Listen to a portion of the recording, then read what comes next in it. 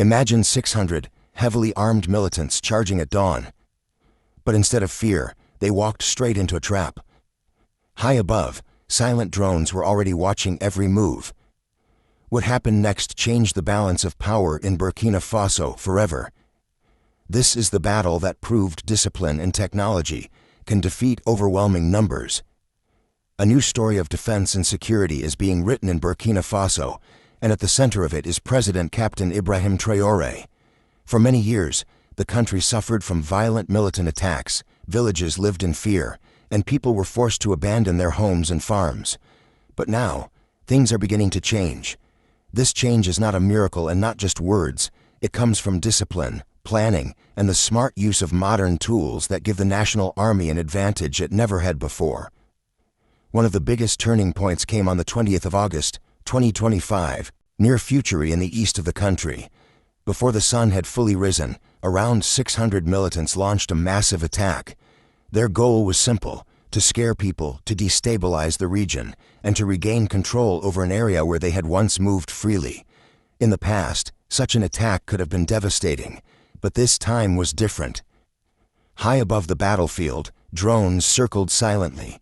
These drones, equipped with powerful cameras, detected the militants before they even reached their target. Every movement, every formation, and every route was watched in real time. The Burkina commanders received this intelligence immediately and began to plan a counterattack. What followed was not desperation, but discipline. The national forces did not wait for the militants to strike. They prepared, positioned their armored vehicles, coordinated their ground units, and met the attackers head-on.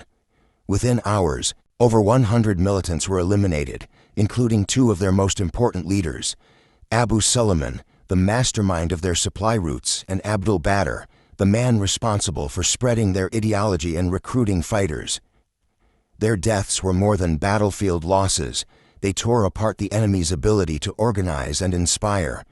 The rest of the militants scattered in confusion, leaving behind motorcycles, machine guns, and stockpiles of ammunition. Every weapon seized, every motorcycle captured, was one less tool the enemy could use to harm civilians.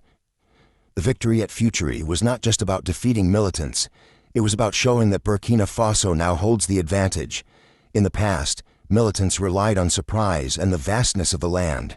They would strike villages suddenly, using motorcycles to escape into rough terrain.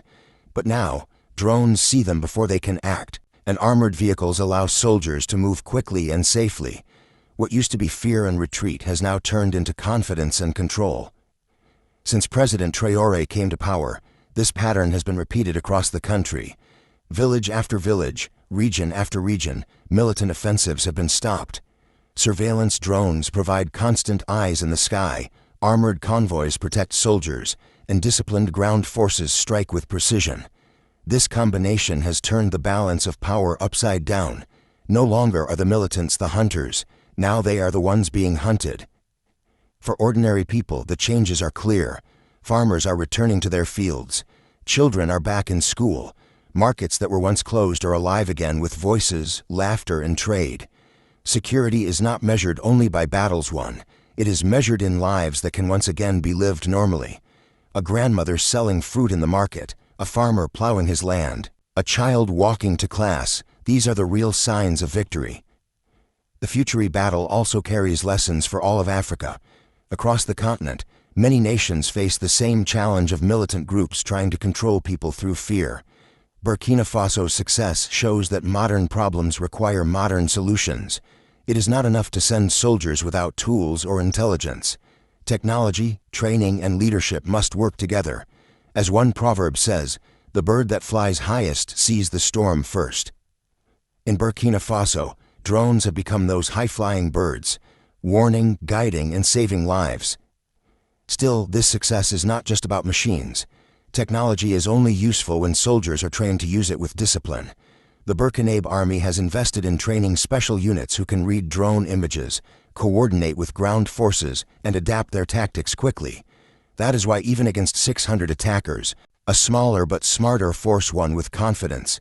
As another proverb reminds us, a small axe, if sharp, can cut the biggest tree.